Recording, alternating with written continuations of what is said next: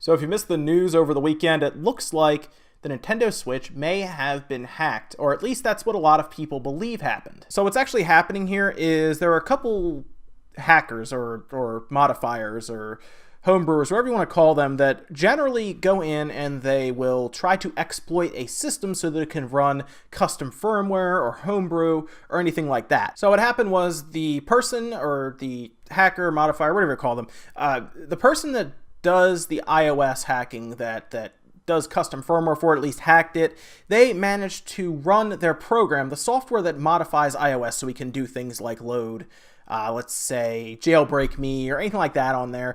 They actually managed to run that same program on the Switch. And this is Luca Todesco, and they've been known for a while to be doing this with iPhones, iOS devices mostly, but because they both run WebKit. WebKit is like an it's an open source engine that runs web browsers for things like mostly Apple products, actually. Anything that really runs on Unix, and then, of course, Linux from that sense. I know it works on iPhones, iPads, your Safari browser, if you use Safari for whatever reason, the App Store, where you load up browser pages in there when they show you things like apps, that all runs off of a form of WebKit, and the Switch apparently uses that for things like Wi-Fi portals, or some people have even managed to get it to go to any website they want. So the same person ran their DNS hacking. Basically, you go to it's kind of a website now is what they have it. It loads up in WebKit, and then it actually modifies the code in WebKit for your iOS device. That then opens the door for you to get in and modify what is called the kernel. And the idea is to exploit the kernel to the point where you can kind of rewrite it and load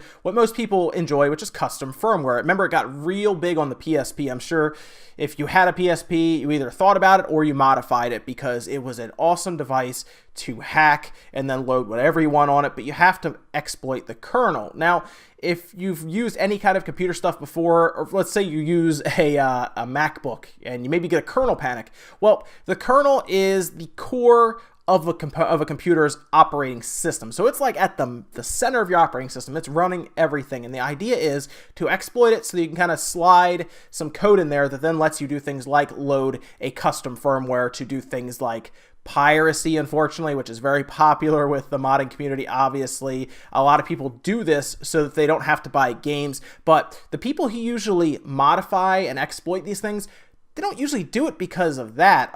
They do it for a couple reasons. They do it because they enjoy the challenge, because some people, it's their programming hobby to exploit and modify kernels or the system itself. Like I said, a system comes out, they see it as a challenge to then exploit it. They do that for that, and then of course they do it because they want to load homebrew or just play around with the system in general. When a new system comes out, it's new technology. The Switch is the most powerful handheld right now, so of course everybody wants to run to it, modify it, because it has so much potential as a handheld.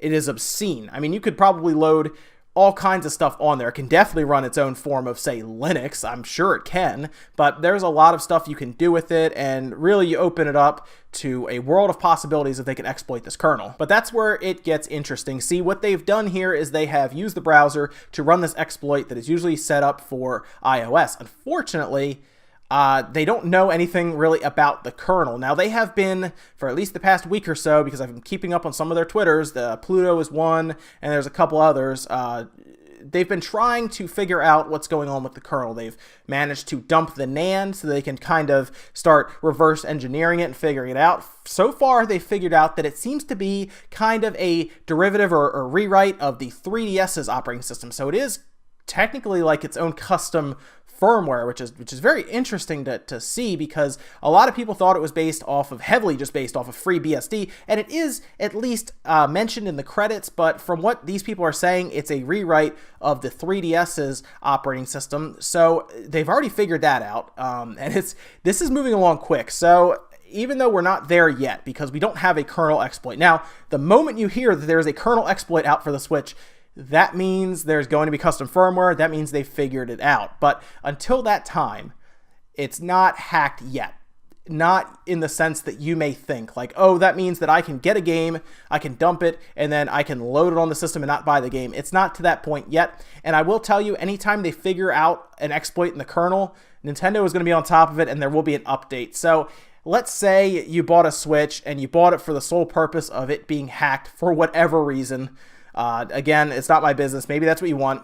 You don't want to update it. Like, you want to not update it right now because they are making progress rapidly, and it's only a matter of time before they come out and say it's been hacked, the kernel has been exploited, and now you can load any custom firmware you want on there. You can just load it on there, and we'll make, like how the PSP, once they figured out that kernel, it was over. People were keeping up with the updates constantly, and really the PSP was a good system to hack, but I do see how that could hurt, say, Nintendo in the long run if it becomes super easy to modify these systems, because you don't want to put your game on a system that's easy to modify, because then people will just download your game and never buy your game. So I understand why it's a big deal for Nintendo to pretty much be extremely, extremely quick to patch these things. But it's interesting to see this because, again, the Switch has a lot of potential if it is hacked in terms of the kernel being exploited and then custom firmware being loaded on there. But all you need to know right now is the Switch is not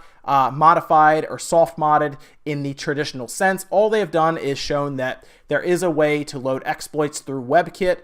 And the big problem, though, WebKit is kind of sandboxed. So from there, they need to dump the NAND and figure out what to do after running that exploit, or maybe during that exploit being run, there's a way in from there. But that is basically like the first step, or they've opened the door and there's a brick wall behind that door right now. So that's what's happened. It's not hacked. It's just a proof of concept. Think of it that way. They're showing that there is a way to hack the system, but now anyone in the hacking community has to help to figure it out if they want to get to that point. They ran the same thing on the PS4 last year, and the PS4 is still no more close to being kernel exploited than it was then. So it's also kind of interesting because, from what I can tell, a lot of the people who usually hack these things have kind of fallen out of it a little bit, because you have to understand, if you are doing this, you have a target on your back. Even if you don't want piracy to happen from what you were doing, companies don't see it that way. They just don't. They see you as trying to exploit their system and hurt their business. So maybe you want to do custom firmware just to do homebrew and stuff. Well, people are going to take it and use it for what's malicious to that company. So you are viewed as almost a pirate, which is weird, right? Even though you're not technically trying to do that. But again, like, you can't even talk about it over on any of the hacking sites. They cut that down quickly. You're not supposed to be talking about piracy. It's just not the way it is.